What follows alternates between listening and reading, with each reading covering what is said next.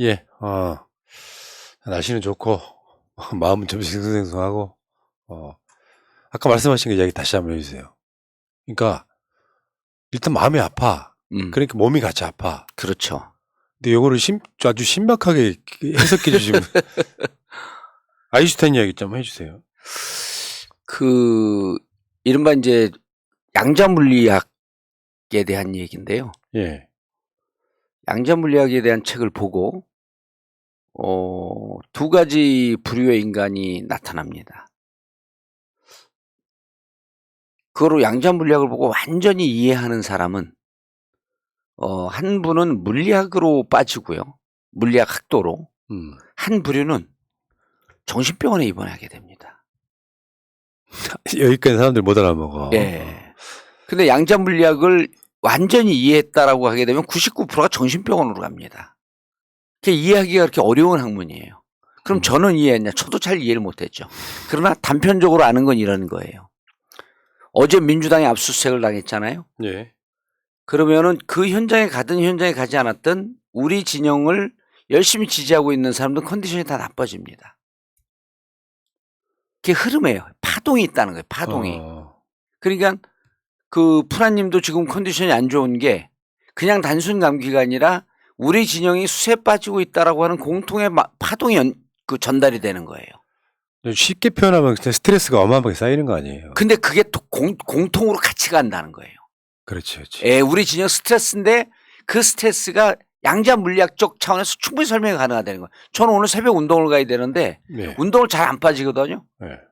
진이 빠지고 맥이 빠졌고 아무 이유도 없이 운동을 못 갔어요. 네. 그래서 이 양자 물리학이 감정이 전달되는 거를 아인슈타인한테 양자 물리학 그걸 발견한 과학자들이 설명을 합니다. 그러니까 그러면서 이제 이런 얘기를 해요. 야, 서울에서 아들이 병원에 교통사고가 빵 나면 목포에 계신 어머니가 그 같은 시간에 동시간에 덜컹한다는 거예요, 가슴이. 아이고, 그러네 진짜. 아, 그런 심정이 있잖아요. 그런 경우 있어요. 아, 그럼 우리가 여기 있는데 미국에 아들이 있단 말이에요. 그런 일은 없겠지만 미국의 아들한테 무슨 일이 생기면 일을 하다가 이게 뭐지? 그래서 마음이 불안했고 전화를 해보면 그런 일이 있었던 거야. 이게 양자 물리학에서는 인간의 감정과 파동이 연결되는 흐름이다. 그럼 모든 사물에는 같은 게 있다. 그리고 설명을 했더니 아인슈타인이 그럼 서울에서 LA까지 가는 거리가 빛의 거리만 가도 그게 뭐 0점 몇 초일 텐데 빛보다 빠른 게 어떻게 있을 수가 있냐. 그 양자 물리학 시대에 있다 빛보다 빠른 게. 그래서 죽을 때까지 아인슈타인이 그걸 이해를 못하고 돌아가신 거예요. 빛보다 빠른 게 있다는 빛보다 걸. 빠른 게 있을 수가 있다. 양자 물리학자들은 심지어 무슨 얘기를 하냐면 우주의 이 끝에서 느끼는 심정, 감정을 동시에 저 우주 끝에서 느낄 수 있다. 그게 양자 물리학의 핵심이잖아요. 그렇죠. 여기서 내가 손을 이렇게 흔들면 예. 그 반대편에 있는 막 수십만 광년 떨어져 있는 곳에서도 똑같이 움직이. 이게 양자 물리학이잖아요. 그렇죠, 그게. 그래서 우리가 어제 많은 분들이 민주당 당사 검찰에 압수수색한 기사를 못 본 분들조차도 내가 오늘 왜 이렇게 불안하지? 이런 걸 느끼신 분들이 무척 많을 거예요. 근데 결국에는 이걸 잘 이겨내는 게 중요하다. 그렇죠. 이제 여기서부터 풀어나가야죠. 그래서 오늘은 대안을 얘기를 하다 보면 민주당 의원들을 공격할 수 있거든요. 자칫 잘못하면. 오늘은 분석적으로 가야 됩니다. 알겠습니다. 예. 알겠습니다. 자, 시작할게요. 전혀 다른 시각의 최고급 정치평론 정치천재 정mon주 지니어스정 30번째 시간입니다. 지금 제 앞에 정봉주 민주당 교육연수원장 나와 계십니다. 예, 안녕하세요. 정봉주입니다. 예. 민주당이시잖아요. 예. 민주당 교육연수원장이시잖아요. 예. 이 당사를 침탈당하려고 할 때의 어떤 느낌. 예. 근데 그걸 또 막아냈단 말이에요. 예. 물론 그게 막아냈다는 게 다 좋은 요소만 있는 건 아니겠지만 예. 막아냈을 때 느끼는 일종의 작은 쾌감도 있었습니다. 그렇죠. 근데 저 친구들은 그걸 알고 들어왔죠. 막을 거라는 걸. 그럼요. 그럼 뭐죠? 어제 검찰의 목표는 쇼하는 거였었죠. 그럼 쇼하면서 뭘 보여줄까? 민주당은 부도덕한 집단이다라고 하는 것을 무관심한 국민 다수에게 보여주고 싶었던 거예요. 차라리 앞세게 내버려 둘 걸 그랬나? 범죄 집단이었다. 아니요, 막어야죠. 이건 무조건 막아야 됩니다. 그럼 또 우리는 우리 지지자들에게 저들은 무도한 사람들이다라고 하는 걸 보여주는 거예요. 지지자들 입장에서는 만약에 침탈이 당하면 예. 민주당이 무능해 보이는 측면도 무능해 있거든요. 보이죠. 그러니까 어제 막았어야 되는 겁니다. 음. 그래서 이거 지금은 세력과 세력의 충돌이고 조금 더 깊이 의미 있게 들어가면 사상과 사상의 충돌이고 철학과 철학의 충돌입니다. 져선 안 되는 싸움을 한 거죠. 서로가 생각이 완전히 똑같죠. 같이 부딪히면서. 예. 그래서 여기서는 이기고 지는 싸움, 그러니까 이기고 지는 싸움이 아니라 죽고 사는 싸움입니다. 어제 그 민주당 국회의원들이 예. 총집회를 해가지고 예. 막아설 때 그 사진은요, 뭐 이제 정치적으로 이해 득실을 떠나가지고 굉장히 든든했습니다. 예. 그러니까 저런 대우로만 막을 수 있다면 앞으로 어떤 것도 막아낼 수 있지 않을까, 뭐 이런 심정이 들더라고요. 예. 저는 어제 상황이요. 이미 상당히 오래전서부터 예측을 했죠. 상당히 오래전서부터. 제가 요 상황을 뭐라고 예측을 했냐면 그 상황이 그대로 되니까 지금 뭐 예측한 걸 뭐 자랑하는 게 아니고 지금 그대로 간다라고 하는 상황을 말씀드리면 되는데, 일단 대장동이 그 주요한 공격 수다. 저쪽에. 그리고 대장동은 저들이 진술을 바꾸려고 할 것이다. 그래서 대장동의 키맨을 얘기해 볼게요. 정영학 회계사 있죠? 예. 남욱 변호사 있죠? 예. 그 다음에 김만복 있죠? 김만배. 김만배 있죠? 요 세 명이 일단 키맨이잖아요. 근데 검찰은 이 세 명을 키맨으로 보지 않습니다. 이분들을 조지면요, 뭐가 나오냐? 55 클럽이 나와요. 그리고 국힘 인사들이 나옵니다. 검찰은 이 세 사람은 기본적으로 수사를 하고 가장 키맨을 누구를 봤냐면 유동규로 본 거예요. 유동규는 실질적으로 성남시에 그 관련되어 있는 성남 유관 기관장이었었고요. 별정지 공무원이었겠죠. 그리고 요 대장동 사업을 했던 친구들과 유동규를 통해서 이재명 당대표 그룹하고 연결시키는 아주 중요한 브릿지라고 본 겁니다. 검찰은. 그리고 검찰은 이 네 명을 마음만 먹으면 회유할 수 있는 카드가 있습니다. 그게 바로 구형의 힘입니다. 구형. 일종의 플리바게닝. 그렇죠. 우리나라에서는 법적으로 플리바게닝이 허용이 안 되고 있는데 검찰은 하고 있는 거죠. 예. 그래서 구형으로 어떻게 할 수 있냐면 법원은요, 검찰이 구형한 범위 이상으로 형을 때리지 않습니다. 아주 예외적으로 5년 구형을 했는데 이게 검찰이 봐주려고 하는 거네 하면서 법이 무척 극악무도하고 심각하다고 해서 한 7년을 때리는 경우는 있는데 구형 범위 내에서 2분의 1이나 3분의 2를 때려요. 그럼 유동규 같은 경우는 뭐 배임 횡령 뭐 등등 여러 가지 범죄 뇌물 뭐 여러 가지 그 죄를 접목을 시켜갖고 병합을 시켜갖고 15년을 때리든 20년을 때리든 5년을 때리든 검찰 마음입니다. 이래서 검찰이 기소한 다음에 기소 유지하고 그럴 때도 일정 정도 이게 검찰이 통제를 받아야 된다라고 하는 얘기가 여기서 나오는 건데, 자, 그럼 유동규에게 뭐라고 얘기했어요?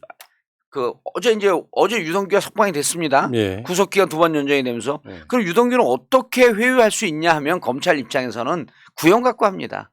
야, 너 15년 때려갖고 20년 하면 3분의 2면 한 15년 받고 평생을 이 감옥에서 썩을래? 아니면 일정 정도 우리한테 협조하고 이재명 측근 불고 그러면 우리가 정상 참작하고 네가 무슨 책임이냐? 넌 심부름꾼인데 구형 한 5년 때릴게. 5년 때리면 한 2년 내지 3년 받으면 집행유예까지 나올 가능성도 있어. 이런 유동규 입장에서는 징역 1년을 살았거든요 이미. 흔들리겠죠. 그래서 중앙지검장이 유의미한 진술을 확보했다라고 하는 것은 유동규의 진술입니다. 그렇겠죠. 유동규의 진술로 보입니다. 전에 예. 돌아가신 분들이 있었잖아요. 예. 이 사건 관련해서. 예. 그때 제가 했던 말이기도 합니다. 그 사람들이 죽을 이유가 뭐가 있겠어요. 이 사람을 회유하기 위해서 고통스러운 거죠, 그게. 아니 이 사람의 음, 다른 사적인 비리 같은 거를 음, 들이미는 상황. 음. 그 상황이 아니었을까 저는 그렇게 생각을 했었고 맞습니다. 그걸 가족을 또 어. 들이대고. 그럴 때 그 돌아가신 분들 입장에서 가장 쉬운 방법은 정말 이재명 대표와 연관이 있다면 이재명 대표 연관성을 불면 되는데 음. 그게 안 되는 상태에서 두 분인가 돌아가셨단 말이에요. 이재명과 없었던 사건인데 사람들은 마치 아무 논리 전개에 맞지도 않게 예. 이재명 대표가 마치 죽인 것처럼 설명하는 그런 보도가 되게 많았었잖아요. 예. 그래서 그분들도 이재명 대표와 연관성을 불어라. 라고 하니까 없는데 자기 개인적인 관계 때문에 불 수밖에 없는 상황을 검찰이 만들어 나가는 걸 못 참는 거죠. 견디지 못하는 건데 그래서 이제 유동규에게 진술을 확보했다라고 하는 얘기를 하는 것으로 보입니다. 그 유동규는 석방이 됐고요. 석방하면서 죄송합니다라고 하는 말만 연발을 했다라고 이렇게 보도가 나오고 있습니다. 그러면 자 이재명 대표에 대한 공격은 결국은 이 4명의 진술을 바꾸는 것이다. 근데 그 김만배라든지 정영화라든지 남욱이라든지 이분들은 검찰 입장에서 별로 중요하지 않았기 때문에 유동규한테 집중 공략을 한 거로 보입니다. 야, 선수가 바뀌니까 예. 뭔가 대단한 게 이게 예. 근데 이거 보고 전 그냥 웃겨요. 그러니까 법리적으로 봤을 때 예를 들어서 유동규가 김용을 매개로 해가지고 이재명한테 대선 자금을 줬다. 대선 자금 줬다 이런 예. 얘기란 말이에요. 근데 여기 그러니까 사실 엮으려고 했으면 제대로 엮으려고 했으면 뇌물로 엮었으면 훨씬 더 높아지잖아요. 예. 형량이. 예. 근데 대선 자금 정치자금법 위반으로 지금 사실은 건 거거든요. 예. 근데 이런 상황에서 우리가 이제 이재명 어떻게 보느냐의 차이가 저는 있다고 생각해요. 이재명 대표가 정치 자금을 불법적으로 모을 정도의 삶을 살아온 삶인가를 먼저 한번 계산을 하고 역으로 가야 된다고 생각해요. 예. 일단 이재명 대표를 왜 뇌물로 엮지 못하냐면 돈이 들어간 게 없습니다. 돈이. 네. 그래서 지금까지 그 수개월 그 대선 경선 과정서부터 하게 되면 이미 1년 이상을 털었는데 안 나오는 건 돈이 들어간 게 없는 거예요. 네. 그리고 이번에 대선에 돈이 많이 들어가면 대선을 안 치렀거든요. 그럼 모금하거나 선거 그 당에서 빌린 그 당비로 빌려줄 수 있는 거니까 그거로 충분했습니다. 뭐 돈이 중간에 부족하다라고 하는 얘기를 했음에도 불구하고 조직 선거로 치른 선거가 아니기 때문에 돈이 별로 필요가 없었어요. 맞습니다. 네. 그러면 자 저들이 그 짜고 있는 구도는 이겁니다. 김용이 유동규로부터 돈을 받아서 대선 자금으로 썼다 딱 이겁니다.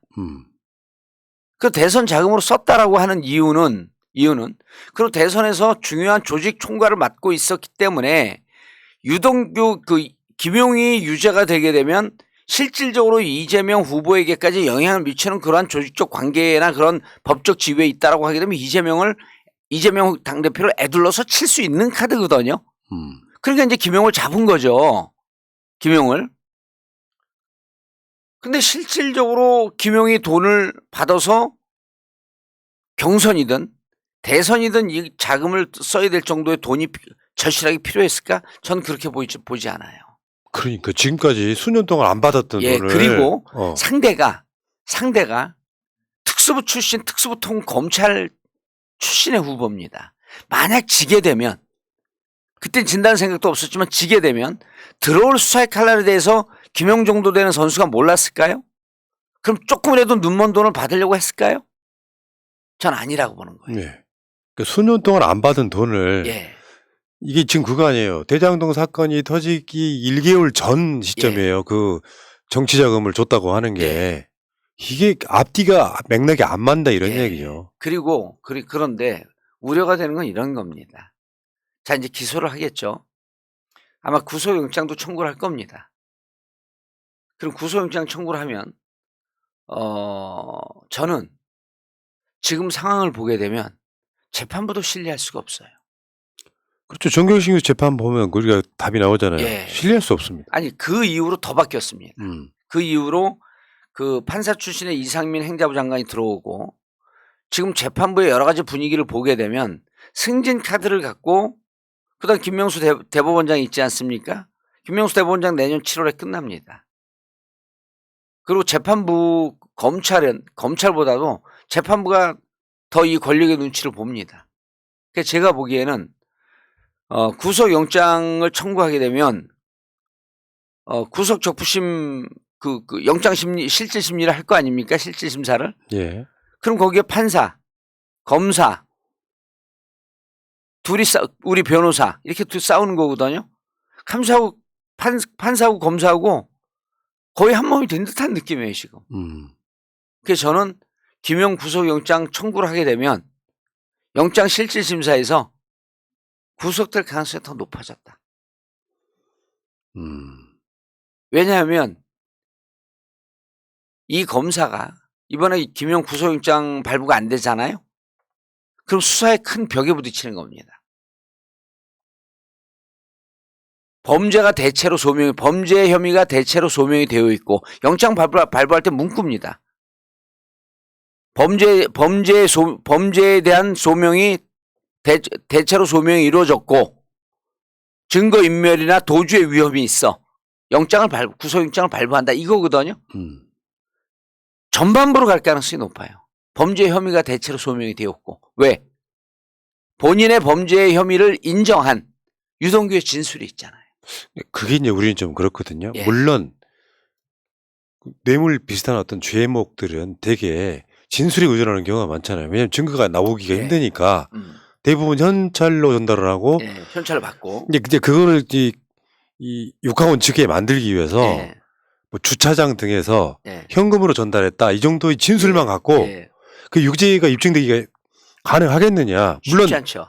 그러니까 기소까지는 가능하다고 생각해요. 예. 근데 재판에서는 무죄의 가능성이 훨씬 높지 않습니까? 아니 일단 제일 먼저 첫 번째로 봐야 될 게 뭐냐면 구속영장을 청구합니다.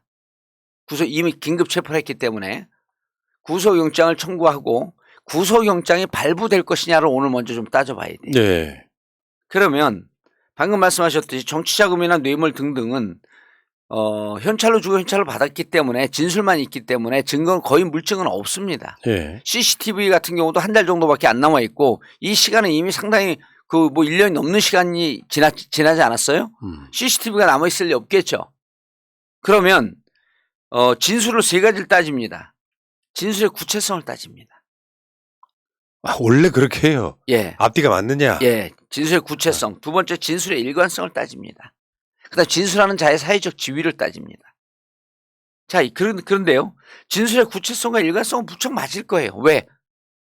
전 유동규를 데리고 검찰이 구속된 상태에서 재판 받으면서 수시로 불러서 엄청 훈련을 시켰을 것 같아요.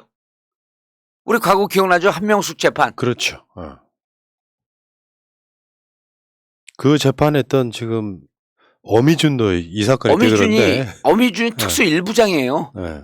여기가 그 중앙지검 특수 3부장이고 지금 어제 그 압수수색 진두지휘한 강백신이 지난번에 제가 한번 얘기한 적이 있는데 누군지는 아시죠? 울산 고래고기 사건 때 김기현 사건을 덮은 장본인입니다. 맞습니다. 예. 그래갖고 좌천돼 있던 자를 어디에다가 불러들이냐면 저기로 불러들여요. 2016년 특검 수사팀으로 불러드립니다. 누가? 윤석열이. 그래서 제가 지난 시간에 이 얘기를 했어요. 윤석열은 다 기스난 사람들만 데려다 쓴다. 네? 스케치 난 사람들만 데려다고 그래야지 충성을 하지 않냐. 자, 그런데 요 세 가지를 사회적 지위, 유동규의 사회적 지위도 일정 정도 신뢰가 가기 때문에 아마 구속영장 발부가 50%가 넘을 거예요. 가능성이. 영장은 나올 거다. 예. 야, 나 그거 이해를 못 하겠어요.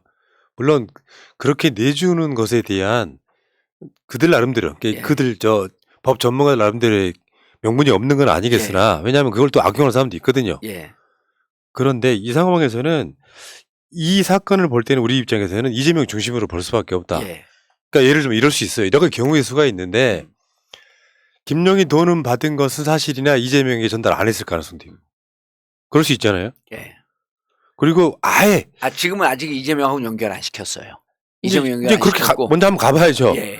근데 그 외에 이재명 입장에서는 그때 수년 동안 안 받았던 돈을 예. 불법 정치 자금을 지금에 와서 받는다는 것도 좀 이해가 안 가는 것이 그렇죠. 이미 그게 대장동 사건 수사 같은 것들이 2015년에 네. 있었죠. 그런 것들이 있었는 상황에서 받을 리가 없다 그러면은 김용이 정말로 이재명의 뜻을 그대로 이렇게 하는 측근이라면 받았을 가능성은 저는 없다고 보는 사람이거든요. 아예.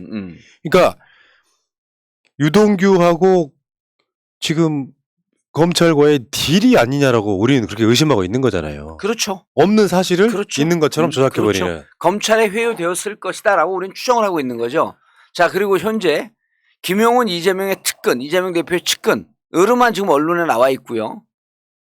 그리고 이재명 당대표의 대선 자금을 받았다라고 검찰은 얘기하고 있지만 아직 이재명 대표까지 연결을 안 시키고 있습니다. 지금 김용 잡는 데 주력하고 있어요. 김용을 잡으면 김용을 또 회유해서 또 겁박을 하고 그래서 김용을 치면서 이재명을 선거 자금으로 들어갔다라고 하는 것까지 그림을 만들려고 하는 거기 때문에 지금 김용 치는 데만 주려고 하고 있습니다. 그렇게 되는데 제가 봤을 때는 또 유동규랑은 다르지 않을까요? 다르죠. 근데 그래서 지금 이제 이걸 차근차근 풀어나가 보면 그래서 김용에 대해서는 구속영장 청구를 할 것이다. 그리고 발부될 가능성도 꽤 높은데 만약 발부가 안 되면 검찰이 벽에 부딪힌다. 이게 왜 지금 여기 대장동을 또 벼랑 안에 쳤을까요? 대장동 잠잠했었잖아요. 위례신도시 치다가 요 전에 어디 치고 있었죠? 성남 FC 쳤잖아요. 그다음에 그 전에 어디 쳤죠? 그 사모님 법인카드 쳤잖아요. 예. 이게 잘 보세요, 여러분들 흐름을. 사모님 법인카드 치다가 그다음 성남 FC 건들다가 다시 위례 건들다가 성남 FC 건들다가 다시 또 대장동으로 왔습니다. 왜 그럴까요? 그쪽에 손을 대고 있는 데서 꼭지가 안 따지는 거예요. 중구난방으로 하면 여기저기. 꼭지가 예를 들어 사모님 법인카드 했는데 이미 기소를 해버렸어. 그럼 그 기소를 했으면은 지금 이들이 여기서 이제 뭘 볼 수 있냐면 이들이 실질적으로 위법한 행위다라고 하는 것보다도 이재명은 위법한 사람, 범법자, 민주당은 범죄 집단을 비호하고 있는 세력, 이 이미지를 대중들에게 주는 데 주력하고 있는 것으로 보인다. 그러니까 결국은 그거예요. 김용이 나중에 연관이 있거나 무죄가 나오더라도 없어요. 그 과정에서 이재명만 괴롭히면 되는 거지. 예. 얼마 전에 제가 어디서 봤는지 모르겠는데 대학생들과의 대화 때 윤석열 대통령이 이렇게 얘기를 해요. 여러분 일단 기소되면요. 그거 법원에서 싸우고 막 해갖고 한 2, 3년 지난 다음에 대법에서 무죄돼도요. 그 사람 인생이 만신창이 돼요. 그래서 어떤 분은 돌아가시기도 하고. 예, 만신창이 되기 때문에 나중에 무죄돼 아무 의미 없습니다. 이미 기소되면 그 사람 인생이 끝장나는 거예요. 기소가 그렇게 무섭습니다. 어제 검찰이 한 행위가 쇼라는 게 뭐냐면 예. 실제로 김용을 긴급 체포하면서 생기는 이미지 있잖아요. 예. 국민들이 보기에는 왜 죄가 있으니까 긴급 체포했겠지. 그러니까 긴급 체포. 실제로는 압색을 하고 나중에 이 사람이 죄가 확실하게 드러났을 때 이 사람한테 구속영장 청구하잖아요. 그럼 근데 완전히 정반대로 먼저 네. 체포하고 그리고 사실은 아무것도 나올 것 없는 민주당사에 대한 압색을 진행하려고 예. 하고 이 자체가 쇼였다는 거죠. 그리고 그 전에요. 재밌잖아요. 국감에서요. 중앙지검장이 뭐라 그러죠? 송경호 중앙지검장이 이런 얘기를 하잖아요. 의미 있는 진술을 새로 확보했다. 그게 그거였다고? 그게 시그널이죠. 그러자마자 김용 체포했잖아요. 우연히 일치로 그렇게 얘기했을까요? 국감에서 송경호한테 질문하는 내용이 나올 거라고 하는 걸 예측을 했겠죠. 이들이 이런 거엔 선수입니다. 그래서 송경호 중앙지검장의 발언이 있고 난 다음에 그래서 막 기사들이 나와요. 유동규가 진술을 바꿨나? 하자마자 느닷없이 김용을 칩니다. 스토리가 잘 연결되잖아요. 유동규가 진술을 바꿨고 그리고 유의미한 진술을 확보했는데 그것이 김용에게 돈이 들어갔다는 진술이었다. 김용 긴급 체포. 그럼 민주당에 대한 전격적인 압수수색. 그럼 국민들이 보기에 유동규가 돈 준 거 맞네. 이런 이미지를 만들고 싶어 맞아요. 했던 거예요. 얻고 싶었던 건 이미지. 이미지죠. 이걸 다른 말에 정치쇼. 쇼죠. 근데 이 이미지 싸움을 지금 벌이고 있는데 그걸 이제 또 오늘 분석을 좀 해줘야 돼요. 예. 그래서 제가 아쉬움에 우리 시청자들에게 토로하면 유튜브들 많거든요. 재밌는 유튜브도 많고 얼마나 재밌게 좋겠습니까. 그런데 다른 건 고사하고 새날과 정봉주 TV는 꼭 좀 보세요. 특히 다른 유튜버들은 이런 분석을 다른 데가 무능하고 능력이 없어서 못하는 게 아니고 사실은 언론 신문을 보고 하는 유튜버들이 대부분입니다. 네. 근데 제가 늘 말씀드리지만 저는 깊은 빨대들로부터 나오는 정보 아니에요. 그러니까 이게 21세기는 정보 싸움인데 누가 더 많은, 그리고 이 정보를 저는 푸른 나무님하고 공유하잖아요. 그것도 푸른님도 정치권의 많은 빨대들로부터 오는 정보를 갖고 그래서 우리 적어도 새날과 정봉주 TV 또 오늘처럼 새날 정봉주 TV에 공동 방송을 하는 이건 꼭 봐줘야 돼요. 그러니까. 이거 보면요, 여러분 어제 검찰이 외치고 들어왔으면 어떻게 대응할 것이며 그 다음에 답안은 오늘 얘기 안 합니다. 그러니까 오늘 의원님하고 방송하기 전에 예. 요 구성지 만들면서 예. 정봉주 의원 머릿속에 들어가야 되는 상황이에요. 예. 왜냐하면 썸네일이 미리 나오잖아요. 미리 나와야 방송을 하니까. 근데 어떤 내용을 이야기할지 내 질문지에 따라서 그러니까 이게 이제 아까 말한 양자물리학 같은 예. 느낌이 통하는 거죠. 내 머릿속에는 정봉주가 들어와 있는 거예요. 예. 참. 자, 그래서 그러면 이미지가 무척 중요한데, 자, 검찰이 어제 전격적으로 압수수색을 했어요. 도대체 검찰은 왜 이럴까? 그 질문지 없나요? 없어도 돼요. 그냥 하세요. 검찰의 민주당사 압수수색으로 얻으려 했던 것은. 예. 자, 검찰이 요즘 이제 내부 분위기를 좀 봐야 되는데, 특수부 친구들이 문재인 대통령하고 이재명, 특히 이재명 쪽으로 해갖고 150명 특수부가 다 붙어 있다는 거 아닙니까? 예. 지금 이거 서초동 가보세요. 요즘 사건이 없어요. 서초동 변호사들이요, 놀고 있습니다. 언제도 놀고 있었냐면 2017년에도 놀고 있었어요. 그때는 왜 놀고 있었냐면 박근혜, 그때 윤석열이가 특수부가 아니라 특검, 국정농단 특검에 들어가고 그것만 수사해야 되니까, 그리고 또 그 다음에는 양승태 사법농단이었거든요. 일반 사건이 없어요. 그래서 2017년서부터 LKB 이광범 변호사가 거의 사건을 싹쓸이 했다 그러고, 지금은 가면요, 이재명 사건 이외에 없어요. 문재인 이재명 사건 이외에 없습니다. 그 요즘 변호사들이 손가락 빨고 있어요. 거기도 지금 혹한기야. 아, 그렇구나. 서초동 분위기를 보면 압니다. 일반 형사 사건 이외에 형사 사건 다 찍기다시 사건들이거든요. 찍기다시. 아, 몸도 안 좋은데 웃기지 마세요. 그리고 굵직굵직한 사건이 금조부나 특수부에 있는 건데, 특수부 기업형 사건들, 기업형 배임 횡령 이런 거, 그다음에 금조부 남부지방에 여의도 터는 금조부 이런 게 있는데 사건이 없어요. 왜냐하면 특수부가 다 여기 이재명과 문재인에게 붙어 있기 때문에. 그러네, 지금. 그러네, 진짜. 나머지, 그러니까 다 진짜 그럴 수밖에 없겠네. 예. 특수부 사건은 딱 두 사람밖에 없겠네. 그러니까 다른 변호사들이 할 일이 없습니다. 그 말이 맞네. 그럼 이재명 사건에 100명 투입됐다는 게. 그렇죠. 그리고 문재인 이재명 합해서 150명 투입됐습니다. 그리고 이거는 이미 국감 때 김의겸 의원이 문재인 대통령이 80여 명, 그다음에 이재명 당대표에게 50여 명 붙어 있다라고 하는 것을 한동훈한테 얘기하니까 피식 웃으면서 이러잖아요. 그거 한두 의원님 기자 생활하고 잘 아시겠지만 한두 명 이름들 올려놓은 거예요. 무슨 DS. 다 들어가 있는 거예요. 그래서 제가 서초동에 후배들 등등 해갖고 많이 있지 않습니까? 서초동 놀고 있어요. 변호사들 지금 문전 폐업이라 그러나? 좀 더 솔직히 말하면 특수부는 사건이 없은 경우가 있잖아요. 전국이 편안할 때 있잖아요. 그 특수부는 낮술 마신다는 직업 아니에요, 원래. 그렇죠. 그냥 놀고 있다가 사건 하나 큰 거 터지면 다 달려든다는 거 아니에요. 지금요, 어제 민주당사를 외쳤는가.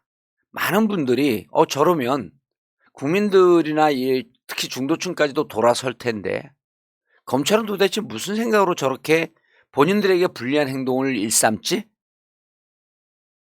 이렇게 볼 거예요. 이렇게 보시는 분들은요. 맞습니다. 아주 상식적인 분들이에요. 근데 검찰 특수부의 생각은 우리와 다릅니다. 지금부터 이들의 네. 뇌구조를 분석을 하겠습니다. 네. 이들이 요즘 모이면 이렇게 사건 치고 저녁에 요즘 또 6시 이후 수사 못하게 하거든요. 예. 일찍 퇴근합니다. 그전에 비해서. 그전에 12시 넘어서 퇴근해요 다. 음. 자 그럼 6시, 7시, 7시, 8시에 퇴근해갖고 이 특수부 이재명 사건 문재인 사건에 투입된 특수부 검사들이 회식하면서 이렇게 건배한답니다. 5.16 혁명에 이어 검찰 혁명으로 나라를 정화시키자. 자 검사들이요. 지금 특수검사들이요. 본인들이 사회 정의를 실현한다라고 하는 철저한 직업의식, 소명의식에 빠져 있습니다. 그럼 이러한 소명의식에 기초해서 국가를 바로 세우고 부패한 정치인들, 그다음에 빨갱이 사상에 빠져 있는 종북 주사파들로부터 나라를 지킨다라고 하는 역사적 사명의식을 갖고 이 일에 임하고 있습니다. 그리고 그 저변에는 노출시키지 않고 있는 본인의 본심은 검사가 되면서부터 향유했던, 특수부 검사가 되면서부터 향유했던 권력에 대한 달콤함. 우리가 권력을 쥐고 앞으로 영원히 마르고 닳도록 검찰 권력이 영생하리라. 이러한 이기적 욕심이 같이 반영이 된 거죠. 그럼 지금 이들은 직업적 소명의식과 역사적 사명의식과 이기적 권력욕에 똘똘 뭉쳐 있으니까 역대 최강, 가장 극악한 검찰이 되어 있는 거예요. 그리고 이들에게는 이미 보여준 게 있잖아요. 뭘 보여줬습니까? 윤석열이 검찰 출신으로 대통령이 됐어요. 73년생이 만 50살 되는 그 검찰 출신이 윤석열 오른팔이 한 이후로 법무부 장관이 돼갖고 대한민국의 모든 중요 간부를 거기서 인사검증을 합니다. 본인이 대한민국의 모든 공무원의 인사를 책임지고 있는 거예요. 그래서 청와대 육상실이라고 해갖고 구급 공무원으로 들어와 있는 그 사람이 청와대 가갖고 지금 비서관이 되어 있고 수석 비서관이 되어 있고 이런 상황에 검찰 권력이 승승장구하고 있고 북부지검의 부장검사가 6개급 7개급 승진하면서 금감원장이 되어 있고 진짜 그러네 생각해 보니까. 이런 상황에 이 검찰들은 지금 심각한 뽕을 맞고 있는 거죠. 결국은 그것 때문에 망하는 거라니까요. 그럼요. 심각한 뽕을 맞고 있는데 또 하나 검찰이요. 우리 사회가 부패해 있고 정치인들이 제대로 하지 못했고 사회가 썩었습니다라고 하면서 뭔가를 보여줘야 되는데 보여줄 게 없어요. 우리 사회가 무척 정의롭거든요. 잘 정비된 사회예요. 그다음 문재인 대통령이 얼마나 사회 정비를 잘했습니까? 지금 마약 문제가 있지만요. 마약과의 전쟁할 정도로 우리 마약이 심각하지 않습니다. 지금 마약과의 전쟁을 선포했잖아요. 마약이요. 경찰청 몇 명, 마약 전담반 친구들 몇 명만 움직이면 돼요.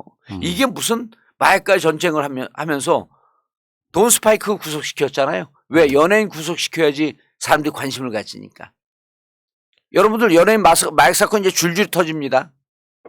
그래서 우리 사회는 아주 심각한 범죄로부터 사회를 보호하지 못하고 무척 심각한 문제에 빠져 있다라고 하는 것을 국민들을 세뇌시키는 게 마약과의 전쟁.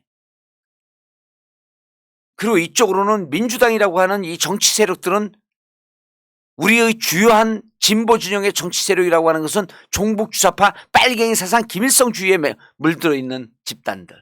이렇게 딱 세팅을 해놓은 거예요. 그래서 어제 뭘 봐야 되냐면 저녁에 민주당 압수수색을 볼 게 아니고요. 어제 오찬했잖아요. 윤석열 대통령이. 누가 오찬을 했냐면 국힘 원외위원장들하고 오찬을 했거든요. 예. 그 친구들 제가 또 다 연락해봤죠. 소름이 끼쳤다는 거예요. 어제 뭐라 그랬어요? 통합하고 화합해야 된다. 그런데 종북 주사파는 반국가 세력이기 때문에 적대 세력이다. 그들과는 화합할 수 없다. 그들을 응징해야 된다는 거거든요. 그럼 종북 주사파는 누굽니까? 이 민주당. 민주당에서 누구라는 겁니까? 이재명이라는 거죠. 그러니까 영수회담 안 하는 겁니다. 그래서 어제 그들에게 물어봤더니 한마디로 오늘의 윤석열을 평가해봐라. 그래서 제가 그 권순표 방송에서 그 얘기했는데 윤석열의 어제 분위기는 무찌르자 공산당이었답니다. 참그. 아유, 참그. 그러니까 이런 게 있어요. 법의 영역보다 높은 게 정치 영역이잖아요. 예. 이 사람들은 자기들 시각으로만 세상을 바라보니까 지금 이미 윤석열의 지지율이 밑바닥을 기고 있는 이유가 있잖아요. 예. 그 중에 아주 대표적인 이유 중에 하나가 정치 보복 프레임이거든요. 그렇죠. 이미 프레임이 만들어져 있어. 예. 옛날에 아무 이유 없다가 윤석열이 예를 들어서 박근혜 그 댓글 조작 사건 수사하다가 좌천됐을 때 뭐 저는 사람한테 뭐 충성하지 않습니다 이런 이야기 했을 네. 때는 저는 사람한테 충성하지 않습니다. 그럴 때는 박근혜라고 하는 악의 프레임 속에서 윤석열이 선이었거든요. 근데 지금 프레임은 윤석열이 악이에요. 정치 보복하는 무능의 화신 같은 거라고. 근데 여기다가 국민들 누구나 다 알고 있는 이야기를 그러면 저게 이재명이 물론 자들이 얻고 싶었던 이미지는 그런 거겠죠. 이재명이 김용통에서 정치자금 받았나 보네. 근데 대다수 국민들은 저거 봐라 지지율 떨어지니까 정치 보복 또 하네. 이 프레임에 빠져 있는 거란 말이에요. 그런 상황에서 윤석열이 그런 식으로 지르는 것 자체가 예. 자멸하는 게 아니냐 싶어요. 그래서 지지율을 우리가 좀 그 말씀을 드려야 되는데 자 윤석열 대통령이 지지율 떨어지는 것을 정확하게 분석 보고한 사람이 있을까요? 참 그쪽은 사람이 없는 것 같아. 대가리들이 없는 것 같아. 아니요, 있죠. 있는데 윤석열이 그 말을 싫어하기 때문에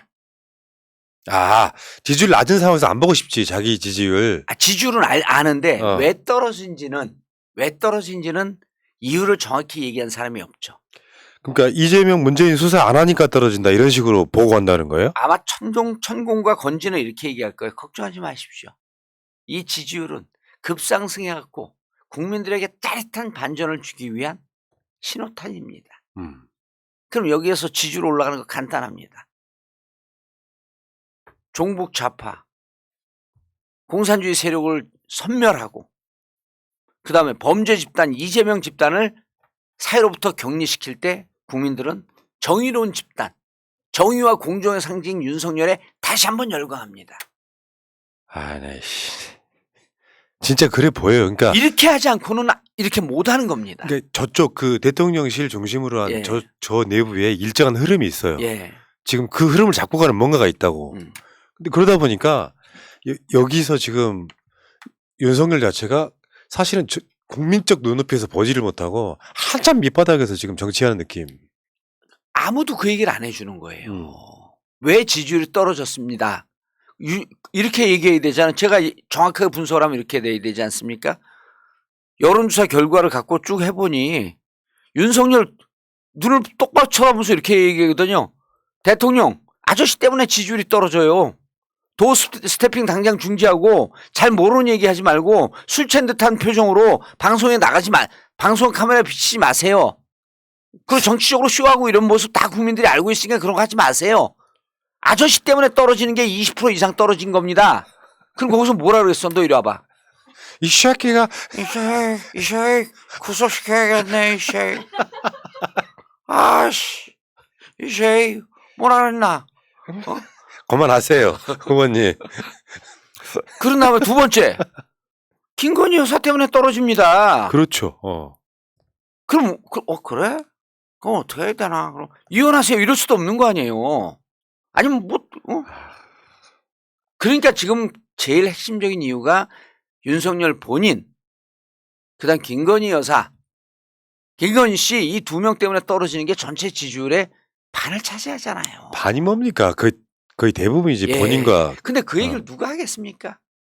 야, 진짜 심각하네. 못하죠. 못하는데 두루뭉술하게 지지율은 원래 올랐다 떨어졌다 하는 겁니다. 그리고 이 지금 국회에 169명 차지하고 있는데 저것도 손보지 않으니까 저렇게 날뛰니까 국민들이 저기에 쇠뇌가 됩니다. 저것도 손봐야 됩니다. 라고 누군가가 얘기를 했겠죠. 그러니까 확실히 그런 것 같아요.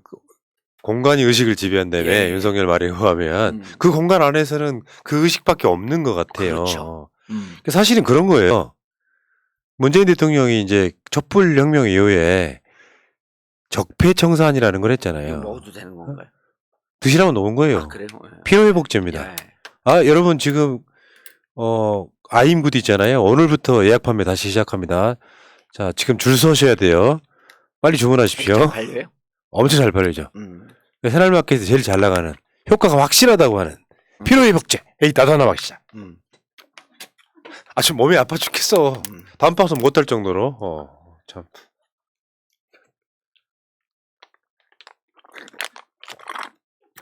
아우, 나 진짜 방송이 뭐 이래. 어쨌건, 예, 계속해보면,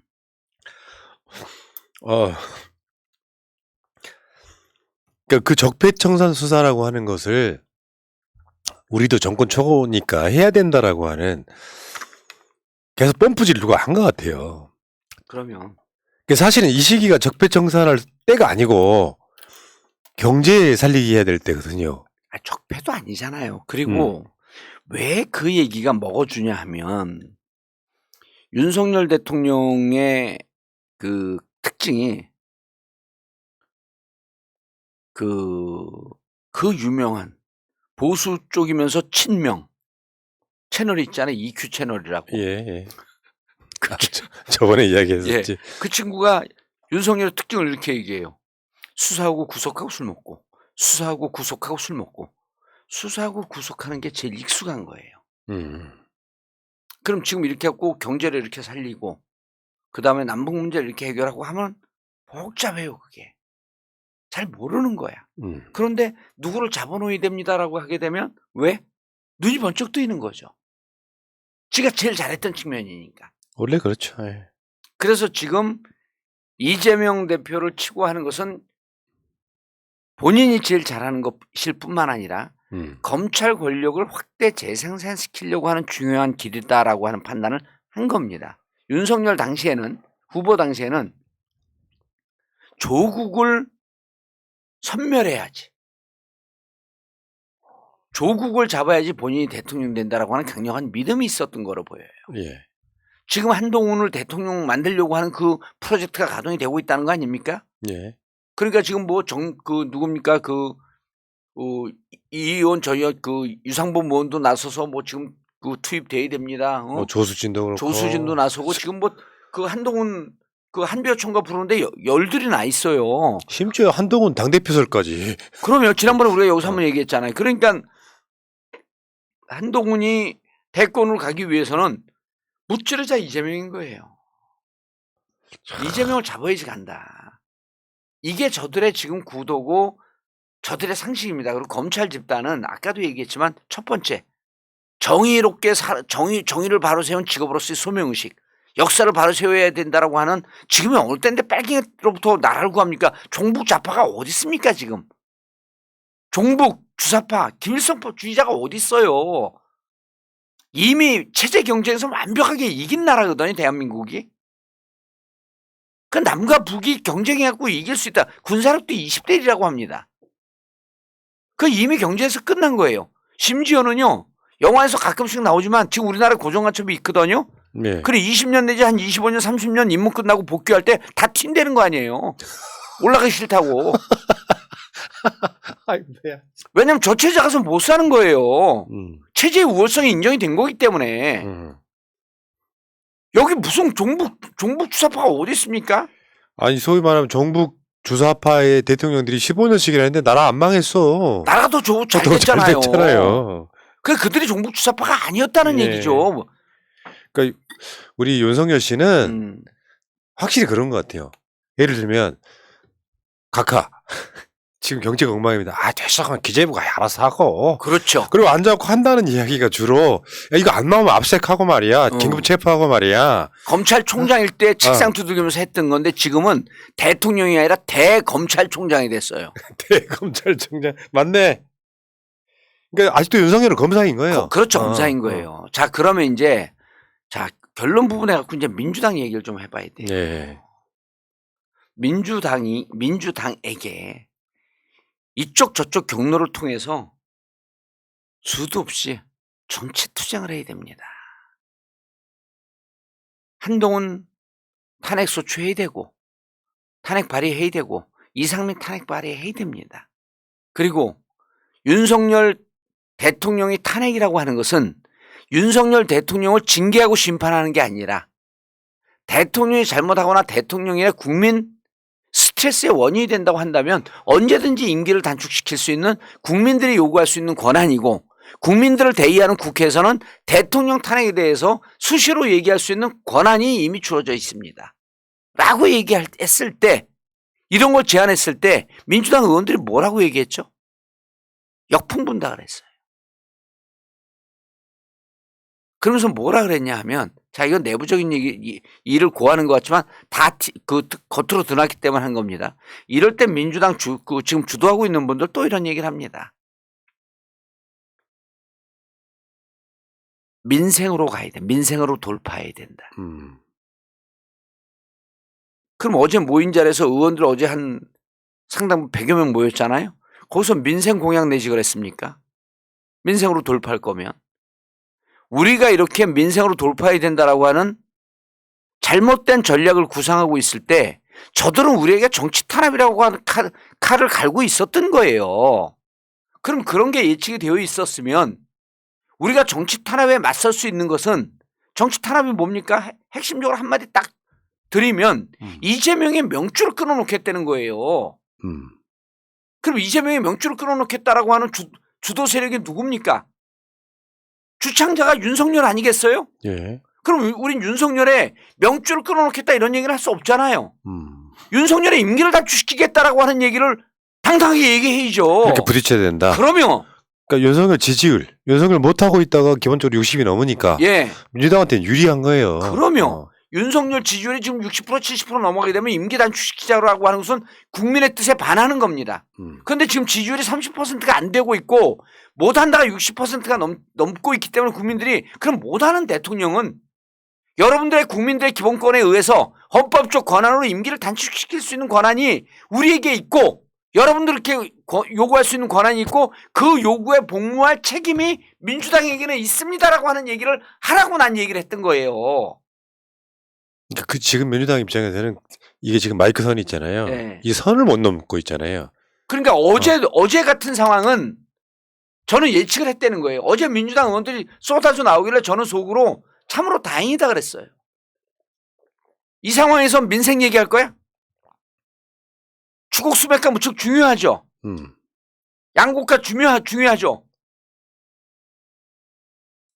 그다음에 이번에 데이터 센터 그 카카오톡 불난 것 때문에 데이터 센터를 국가가 주도하는 거 중요하죠. 자, 이런 거 하지 말란 얘기 아니에요. 이거는 일상의 법률 활동으로 하라는 겁니다. 그럼 민주당의 주요한 주포 전략은 어디로 가 있어야 되냐면 어제 방어했잖아요. 방어한다면 뭐로 공격할 거예요? 제가 물어볼게요. 민주당 의원들에게. 어제 방어했잖아요. 또 일주일 있다가 온다고 하니 영장 갖고 온다고 하니 그때 또 방어합니다. 그럼 여러분들은 무엇으로 공격할 겁니까? 대답이 없잖아요. 내가 이렇게 얘기하면 지금 새날 영화래. 새날 방송 보고 있던 사람 전화해야죠. 이렇게 공격할 수 있다. 여기서 우리는 두 가지 문제를 지적할 수 있습니다. 이분들 새날이나 정봉주 TV를 안 보고 있거나 봐도 답이 없거나 예. 뭐로 공격하죠? 그래서 제가 정치 투쟁하라 그러는 거예요. 그러니까 이 정도 되면 민주당이 예를 들어서 지금 연이어서요. 박진 외교장관 해임 건의안 완전히 쌩깠죠. 예. 그 시점부터는 민주당이 정치 투쟁으로 갔어야 된다고 그러면 생각해요. 예. 맞습니다. 근데 이게 계속 한 발짝 한 발짝씩 밀리니까 저쪽에서 계속 들어와도 우습게 보이는 거예요. 니들이 그러다 말지 네. 뭐 니들이 막는다고 해서 우리가 손해볼 거 없다 이런 식으로 가는 거거든요. 우리가 이런 얘기할 때 민주당에서 역풍이 분다 어쩐다 해서 내부적으로 민주당에서 의총하는 거요. 그 뿌락치들이 있었고 저쪽으로 다 새나가지 않을 것 같죠. 다 새나가고 있습니다. 거기서 토론하는 수준 녹음해갖고 녹음 듣고 앉아 있을 거예요. 민주당 수준이 한심하거든요. 자, 그럼 이제 민주당 의원들이 왜 이럴까 분석을 해야 됩니다. 자, 민주당 의원들 욕하지 마세요, 여러분. 죽으나 사나 우리가 그들에게 의지해서 그들에게 싸움을 할 때 우리가 살아나는 겁니다. 민주당 의원들은요. 자, 친명이든 반명이든 이런 생각을 할 겁니다. 자, 이렇게 이재명 후보가 공격을 받으면 국민 여론은 우리에게 유리한 방향으로 가. 우리 어제 압수수색했으면 무도한 검찰이라고 한 이 이미지 때문에 오히려 지지율은 더 떨어지고 우린 동정론 때문에 올라갈 거야. 이렇게 되면 2024년 우린 총선에서 압승을 할 거야. 자, 첫 번째 그들의 관심은 총선에 가 있습니다. 총선에서 압승을 할 거야. 여러분 지금 169명이에요. 총선에서 또 150명 해갖고 200명 넘고 3분의 2 의석수 확보한들 여러분들이 뭘 합니까? 정치 투쟁을 안 하는 분들이. 그리고 이런 식으로 민주당 지지자들을 실망시키고 정치 투쟁 안 하잖아요. 그럼 총선에서 압승한다는 보장을 못 합니다. 맞습니다. 정치적으로 잘 싸울 때 국민들이 지지해 주는 거죠. 윤석열이 정상적으로 정치를 하고 있다면 정치적으로 싸우라는 얘기 안 하고 그때 민생하는 게 맞습니다. 근데 지금 정치적으로 탄압을 하고 있잖아요. 본인들의 깃발은 정치 탄압으로 걸고 그 다음에 그 대통령궁이래 대통령실 앞에 갖고 정치 타밥이라고 썼더라고. 탑밥. 탑밥이요? 뭐 그랬죠. 예, 타밥인지 뭐 탑밥인지 했는데 그래도 국민들이 탄압으로 알아듣잖아요. 뇌인지 과학에선 뇌는 정보 보정 능력이 있기 때문에 얼마나 정치 탄압에 대해서 국민들이 공감하고 있는지 그걸 알 수 있는 거예요. 정치 탑압. 타밥 이렇게 썼어요. 근데 다 탄압으로 있지 않습니까? 그만큼 국민들은 70% 이상의 국민들이 지금 민주당에 대해서 정치 탄압하고 있다. 자, 근데 민주당 의원들은 많은 의원들이 총선 압승에 가 있습니다. 총선 압승한들 뭐 합니까? 이렇게 국민들 인식이 가면요. 여러분들 총선에 압승시켜주지 않습니다. 윤석열도 찍진 않겠지만 총선 지지율이 그 투표율이 대폭 떨어질 겁니다. 대폭 떨어지면 여러분들 불리합니다. 왜? 대폭 떨어져도 고정 보수 지지층은 나갑니다. 민주당 지지하는 층들이 고개를 돌릴 가능성이 있어요. 국힘을 찍을 수는 없지만 투표장에 안 나갑니다. 그럼 여러분들 위험해져요. 그러니까 지금 시점에는 민주당 의원들은 총선 압승이라고 하는 생각에만 가 있을 것 같은데 그렇게 해갖고 총선 압승 못한다 해도 별 의미가 없다. 두 번째, 이재명을 지지하지 않고 있는 분들은요. 혹은 적지 않은 분들이 이재명이 뭐 꼬꾸라지면 뭐 우리에게 기회가 오겠지. 이렇게 생각하는 분들이 일부 있는 것 같아요. 다음 대선은요. 이재명 후보가 가장 앞장서서 뛰든 혹은 다른 사람이 붙어도요. 그 레이스 범주 안에는 무조건 이재명이 들어가 있어야 합니다. 만약에 중간에 이재명 대표가 낙마를 하게 되면 꼬꾸라지잖아요. 우리 윤석열이 탄핵돼도 우리 져요. 무조건 집니다. 무조건 집니다. 왜 그러냐면요. 그렇게 되면 저쪽에서 유승민 후보가 나오거든요. 민주당에서 유승민 후보 지지율이 60%가 넘습니다. 민주당 지지자들 중에. 져요 우리가. 이재명이 없는 우리의 대선 레이스는 무조건 지는 구도다. 이재명 싫은 사람들도 대선 레이스에선 이재명 후보가 온 상태에서 같이 뛰십시오. 이 구도를 만들어야 돼요. 자, 그럼 이제 결론이 나왔죠. 자, 총선 압승 꿈꾸지 마라. 이재명 없는 대선 꿈꾸지 마라. 우리가 이기기 위해서는 무조건 여기에서는 친명이든 반명이든 이재명을 살리고 민주당에 대한 정치 탄압을 막는 쪽으로 가야 된다. 오늘 이 방송은 레전드입니다. 꼭 들으십시오, 여러분. 예. 성지. 그럼 오늘 뭐를 할까요? 해야 될까요? 민주당 의원들은요. 막았죠. 주말에 가고요. 지역 돌지 마세요. 아무 의미 없습니다. 주말에요. 국감 준비하지 마세요. 아무 의미 없습니다. 주말에 22일 날 집회를 나가는 게 낫지. 국민 대집결인가요? 결집인가요? 그 집회를 나오세요. 촛불 행동에 이제. 촛불 행동에서 거기 나오는 순간 민주당 의원들 파란색 이름 걸고 잠바 입고 나오세요. 잠바 다 있잖아요. 열화와 같은 지지와 박수를 받을 겁니다. 그거를 지금 해야 될 때입니다. 그리고 그것은 뭐냐면 민주당이 정치 투쟁을 하겠다라고 하는 대국민 선언입니다. 그럼 어떻게 투쟁을 할 것인가? 그 방법은 제가 다음에 알려드릴게요. 아니 그러니까 보통 야당에 그것도 제1야당에 당대표가 뽑히면 보통 소위 말하면 영수회담을 하지 않습니까? 예. 그것도 쌩깠지요. 수사받을 그렇죠. 사람하고는 예. 회담 안 한다. 이렇게 계속 무시당하고 상대방이 쉽게 표현해서 지금 한동훈 법무장관 임명부터 시작해가지고 한 10대를 연속 때렸어요. 이게 민주당 당사 압색이 결정터였다고 생각해요. 나올 게 없는 데를 일부러 턴다는 건 도발하는 거잖아요. 그럼 이 주먹 어퍼컷이 한번 나가줘야지. 예. 전 그렇게 생각해요. 지금 시점 그런 거라고 생각합니다. 일본 제국주의가 얼마 전에 정진석이가 그런 얘기했는데 고종은 싸우지 않았다. 고종은 일본과 전쟁하지 않았다. 어쩜 그렇게 맞는 얘기를 합니까? 조선의 사대부는요. 무릎 꿇고 항복했어요. 그럼 그들이 조선의 전체입니까? 조선의 전체는 민중이잖아요.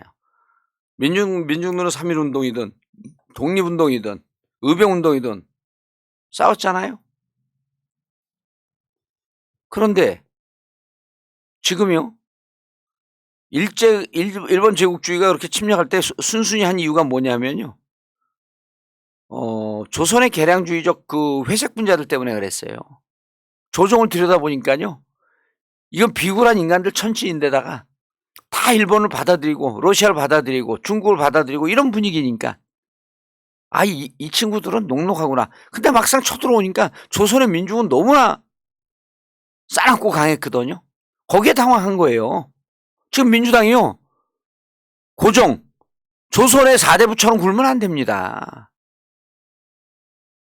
조선의 의병처럼 싸워야죠. 조선의 안중근처럼 싸우고 조선의 만주의 무장 독립군처럼 홍범도 장군처럼 싸우고 청산리 대첩을 하는 심정으로. 그런데 그때보다 우리가 병력이 많아요. 169명.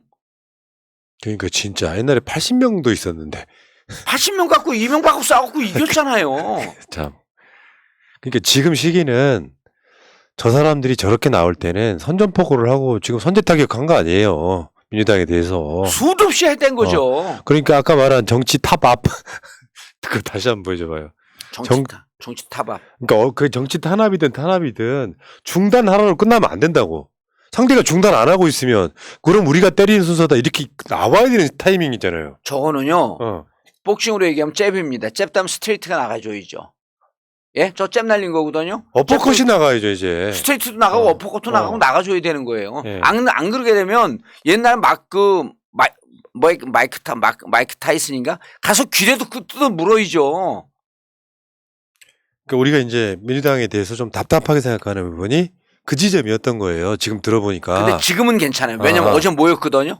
어제 모인 상태에서 거기서도 민생을 얘기는 하진 않겠죠. 민생하지 말라는 얘기 아닙니다. 전통적으로 야당이 정책으로 국민에게 소구하는 건 없어요. 그러니까 기본으로 지금 민주당도 보면 기본 정치 전략을 모르는 거예요. 근데 오케이 어쨌든 다 나왔어 어제 여기까지 성공. 그래서 저는 어제 검찰에게 일편 감사한 마음도 있어요. 호구로 보고 들이 쳐들어오니까 민주당 의원들이 이거 이러면 안 되겠구나 하고 단결을 해버렸어요. 우리의 단결을 보통 탄압이 오게 되면 내분 때문에 망하거든요. 진보 진영은. 네. 탄압이 들어오게 되면 단결을 합니다. 어제 의원들이 이렇게 모이게끔 기회를 주신 중앙지검 특수부 검사 여러분 진심으로 감사의 말씀드립니다. 이제는 단결 뒤에 정치 투쟁의 필요성을 역설하는 저 같은 사람이 설무대가 생기는 거예요. 그렇죠. 이제 정봉주 시대가 왔다. 제가 이거 이미 내부적으로 여러 차례 얘기했어요. 안 들어요, 근데. 하긴 그분들 자체가 그런 분들을 수박이라고 하는 거 아니에요. 무슨 말이냐면 그럼 이러고 갖고 24년 총선 대선 뭐합니까? 될 수도 없고. 실제로 윤석열은 당선되기 전부터 잘할 가능성이 없었어요. 근데 잘한다고 하는 게 어디 없는 죄 만들어가지고 결국 압색해가지고 그 사람 유죄 만드는 게 윤석열 유일한 장기인데. 수사하고 구속하고 술 먹고. 그러니까 윤석열은 수사에도 유능하지 않다면서 그쪽 이야기 들어보니까 그러니까 나올 때까지 파면 뭐라도 나오겠죠. 그러면. 근데 그런 방식으로 수사해가지고 어떻게 유죄를 못 내는. 우리 대한민국에 멋진 속담 있잖아요. 털어서 먼지 안 나오는 사람이 있냐. 그 먼지를 잡고 마치 이 사람의 본질적인 죄인 것처럼 만드는 게 기획수사, 인지수사라고 하는 거 아니에요? 그래놓고 자기들 가족이나 측근들에 대한 수사는 아예 안 해. 안 하잖아요. 저는 이게 지금 국민들이 윤석열한테 분노하는 지점이라고 생각하거든요. 왜 김건희 수사는 안 해? 김건희 수사를 안 하는 것이 이재명 당대표 관련해서 민주당사 압색하는 거에 비추어 보면 국민들 입장에 동의가 안 되거든요. 동의가 안 되죠. 그러니까 지지율이 안 올라가는 거예요. 국민들을 볼 때 공정과 상식, 공정과 정의 뭐 이런 게 아닌 거로 보이는 거예요. 그래서 이제는 전면전이 붙었습니다. 그렇지. 이 이상 어떻게 전면전이 아닐 수가 있어요. 전면전이 붙었어요. 그럼 민주당이 또 22일 날 길거리로 나가는 걸 의원들이 그럼 개인 자격으로 나가십시오. 당은 그 부분에 대해서 나갈 수 없습니다. 당에서 나가라 그래야죠. 이러한 정치 탄압적 상황에 대해서 국민과 함께 어깨 걸고 맞서 싸우자 이래야 되는 거죠. 민주당 국회의원들 듣고 계십니까? 아니 지금이야 어깨 걸 때지 언제 어깨 걸 때입니까? 그리고 국민들이 저렇게 쏟아져 나오고 있는데 그리고 탄핵이라고 하는 얘기 두려워하지 마십시오. 국민들이 헌법적 권한입니다. 대통령의 탄핵은 뭐가 그렇게 두려워요? 아 위헌적 요소가 없으면 탄핵 안 하면 될 거고 위법적 요소가 없으면 탄핵 안 하면 될 거고 탄핵 발의의 가능성이 있는지. 그런데 참고로 국힘이 탄핵에 찬성 안 합니다. 그렇기 때문에 탄핵 이외에 합법적으로 끌어낼 수 있는 길은 제가 또 다음에 알려드릴게요. 네. 예. 아는 사람 다 알아. 아는 사람 다 알아요. 네. 근데 그건 자꾸만 오늘도 아주 정치 고수에게 어르신에게 제가 전화로 통화했더니 한참 듣더라고 그거를. 잘 이해가 안 되는 거 선뜻. 네. 이렇게 쉬운 길이 있는 줄 모르고. 네. 자, 알겠습니다. 예. 뭐 서로가 지금 상태가 안 좋잖아요. 예. 아니 근데 오늘 방송은요. 여기저기 권하고 많이 퍼날르고 클리앙에도 퍼날르고 딴게에도 좀 퍼날르고 그래서 오늘 방송은 좀 보도록 하십시오. 그래갖고 검찰에 대한 분석, 민주당 의원들에 대한 분석. 그럼 다음 카드 뭐로 갖고 싸울 거냐. 당장 눈앞에 있는 22일 날 민주당 의원들 공식적으로 쏟아져 나오십시오. 예. 그게 사는 길입니다. 아울러서 여러분 정봉주 TV 새날 서로 교차로 이렇게 예. 구독해 주시자고요. 예.